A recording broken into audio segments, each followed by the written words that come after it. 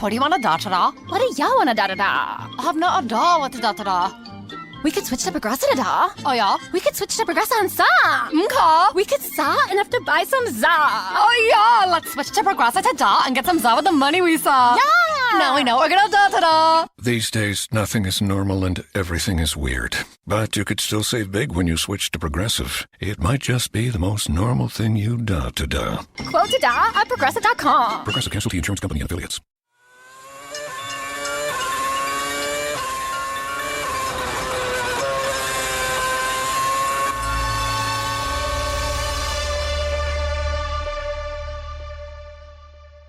So you know what, Kunal? I'm bored. I'm so bored of talking about Lewis Hamilton and the Mercedes dominance. I'm bored of talking about Vettel and how he's trying to claw his place back to the top step of the podium.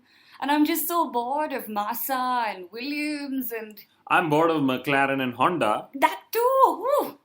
And that's why, Kunal, I've decided that we're going to start this podcast by talking about someone we don't necessarily talk enough about. Are you talking of Alexander Rossi or Roberto Merri? Oh no, not just or yet. Will Stevens? Not just yet. Or in fact, even Jenson Button. We don't really talk about him. Actually, we do, but moving on. Kunal, we're going to talk about Daniil Kvyat. You know, I think it's time we spend some time actually talking about the young lad. He's had a splendid season, and he'll be racing at home this weekend. Yay! Interesting point. Let me put this point out to our fans as well. Okay, so we are sticking our necks out on this podcast because, like Mithila said, you know, if we use the words Hamilton, Alonso, or even Vettel in the title of our podcasts, the hits and listens just go through the roof, you know. We are putting our fans and listeners through the Kvyat test on this week's episode of the Inside Line Formula One podcast. We will speak about the young Red Bull racer, hot or not. Well, I really thought the young Red Bull racer of the moment was Max Verstappen, but okay. But in a nutshell, Kvyat has had a great season so far. It's his debut season with Red Bull Racing. But despite that, he's barely 7 points off his teammate, the much celebrated Daniil Ricciardo. But it's also important to remember that Kvyat has started one race less. You know, keep all the statistics aside, you know. We are excited about Kvyat's home Grand Prix, but there are two things that you and every other fan needs to remember.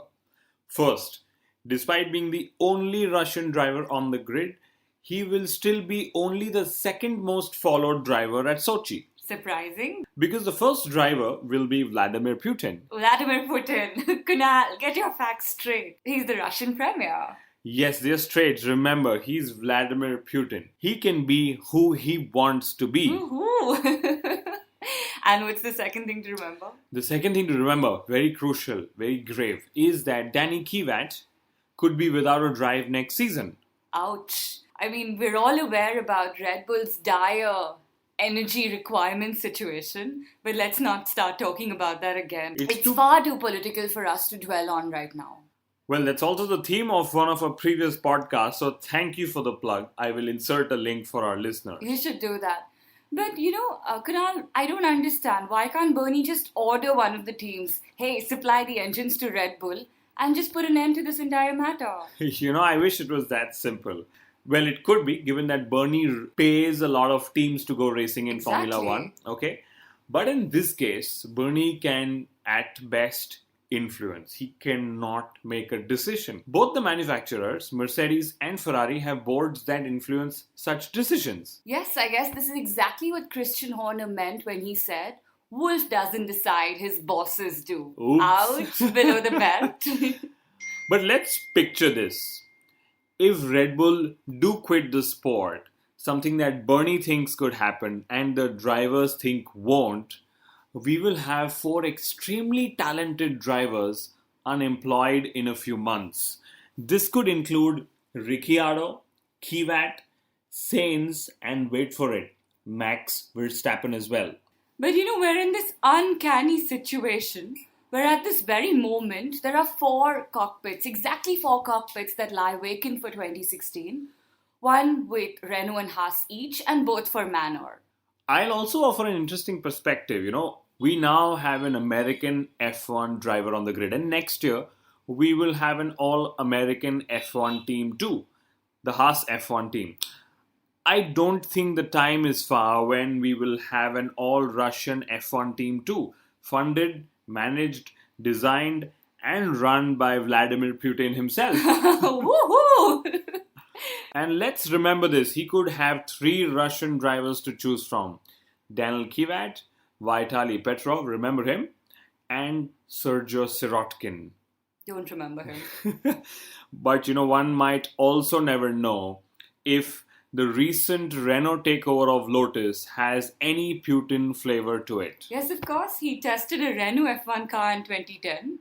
But very interesting perspective, Kunal. So from the race to the moon between the USA and the then USSR, we will now have a race to the top step of the podium. Very, very interesting.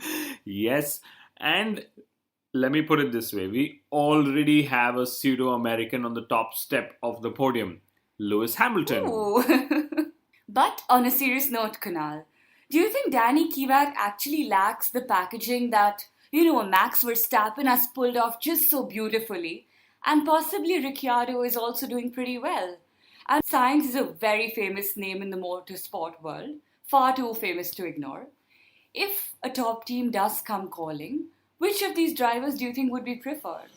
To be honest, Kvyat does lack packaging. But with Putin power behind him, he will possibly find himself a spot on the grid till such time there's a Russian Grand Prix on the calendar too. So between our last podcast and this one, we've had 2 more cockpits get confirmed. Woohoo! Jenson Button with McLaren. Yay! Woohoo! Finally, thankfully. Woo! And Romain Grosjean with Haas. Why do you lack the excitement though when you talk of Grosjean with Haas? There is enough PR that Haas has done to make all of us believe that they will be a competitive midfield team next year or thereabouts, given that they are working so closely with Ferrari. Kunal, I'm just disappointed that Haas won't probably be involved in the famous battle to, keep off the last row of the grid. Or would they? Haas are working closely with Ferrari. Manor will get Mercedes engines, and McLaren are praying Honda delivers on their tagline Power of Dreams. Oh yes, they're praying so hard. But after the very, very exciting P12 battle in Japan, I dare say that was one of the highlights of the race, I am really convinced that the real action is not necessarily at the front of the grid, but in the midfield and next season at the back of the grid. Yes, it will be to see which team actually avoids the last row next year. And given that Sauber has made no exciting announcement for 2016, one could probably see them there. But I've been hearing plenty of rumours linking Grosjean to a possible move to Ferrari in 2017. Do you actually think that's possible? Personally, I think that's a very tasty carrot Haas has dangled in front of Grosjean to get him to sign on the dotted line. I mean, even if this is possible, Grosjean's biggest threat to a Ferrari seat is somebody called Max Verstappen. And Kunal, speaking of tasty, meanwhile at Lotus, they're seeking tasty options to actually replace Grosjean. Very interesting choice of words. But tell me, Kunal, who do you think is the tastiest driver on the grid? Personally, I think the Lotus team is still hungry from being locked out of their hospitality tent in Suzuka. My God, I was hoping for a proper answer from you, but okay. Well, I, for one, will not submit my racing profile to Lotus for next season at least. Thank God. So apart from announcing Jenson Button, McLaren have finally announced a new sponsor. Yay! Woo! Finally! Woo! Chandon, the makers of sparkling wine, most famously. I am extremely surprised that they have a new sponsor. I can't remember the last time McLaren enjoyed a champagne on the podium. Wow, nor can I. Or, maybe the truth is that the only way for McLaren to deal with their dismal performances is by downing a drink post each race. Ouch. But I have an interesting perspective on actually why Chandon have agreed to sign the dotted line with McLaren. I truly think that McLaren's sponsor plugs have been by far the most creative this season. I think I know where you're going. Specifically for Johnny Walker. So first we had Fernando Alonso at the Hungarian Grand Prix pushing the McLaren car up the pit lane. Do you remember that? Of course. And this was followed by the Singapore Grand Prix, where we had a British fan actually strolling down the track, or in this case, walking down the track. Such brilliant plugs for Johnny Walker. Now tell me, Kunal, which sponsor wouldn't want to associate themselves with such amazing sponsorship on live television? And yes, McLaren also probably need a sponsor to fund Button's $18 million contract extension. Wow. That's a lot of money. What's funny to me is that after offering Button a power cut on his Honda engines this year, Ron Dennis actually tried to offer him a pay cut for the next. Of course. Why pay your drivers in full when they're usually forced to retire at half distance? But let me tell you what's really funny, Kunal. At, literally hinting that he's going to quit Formula One in 2015, Jenson Button has not only extended his contract to 2016, as we know, but he's also focused to stay on in the sport in 2017. Wow. The supposed rule changes for 2017 are aiming to make the cars quicker. And the old man of Formula One just wants to have some fun, I think. Or he just wants to beat Barrichello's most starts record, to be the most experienced man. Very interesting statistic. Thank you. But finally, let me tell you the funniest piece in the McLaren Honda saga yet again. Dennis has said again that Honda remain committed to finding an engine breakthrough. Oh, God. Here I believe is where the cultural differences come in, and maybe the linguistic differences rather. The Japanese forget that in English the words breakthrough are one word and not separate as breakthrough. And if Honda are unable to break through, one word not two, in 2016 too, they would face more embarrassment if that's even possible. And that's because the World Motorsport Council has actually confirmed a 21 Grand Prix calendar for 2016. That's two more than this season. Forget McLaren Honda. What am I excited about is that 2016 will be fantastic for the Inside Line Formula One podcast as well. We'll have a busy racing and a busy podcast calendar for both of us. Ooh, I can hardly wait.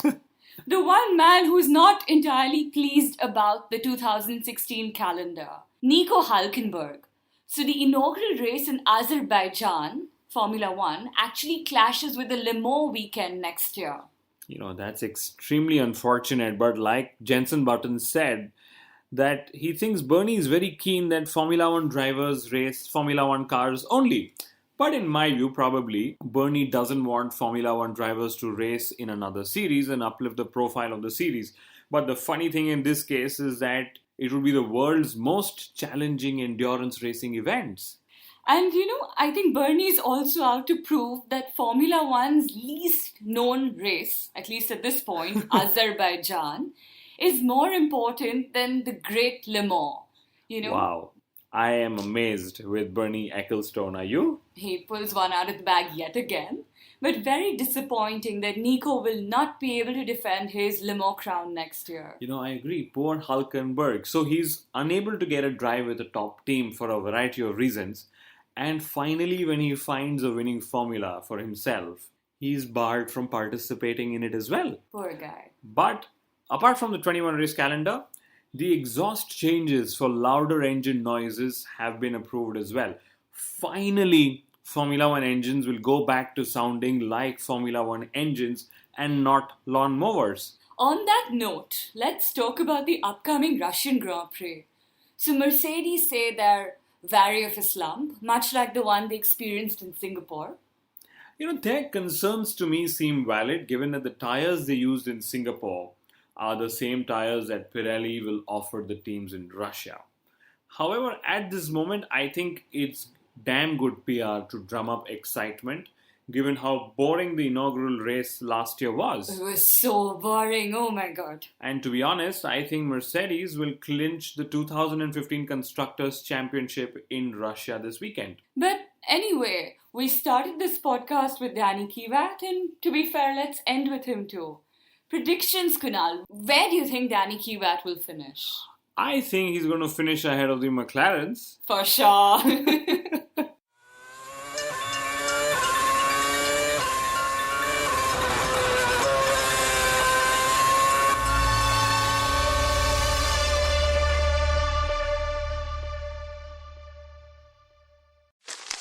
Me, but also you. The Pharaoh fast forwards his favorite foreign film, Powder Donut. Okay, what's my line? The only line I see here on the script is get options based on your budget with the Name Your Price tool from Progressive. Oh man, that's a tongue twister, huh? I'm sorry, I'm gonna need a few more minutes. Bulbous Walrus, the Bulbous Walrus. The Name Your Price tool, only from Progressive. The owl ran afoul of the comatose coxswain. Progressive Casualty Insurance Company and affiliates. Price and coverage match limited by state law.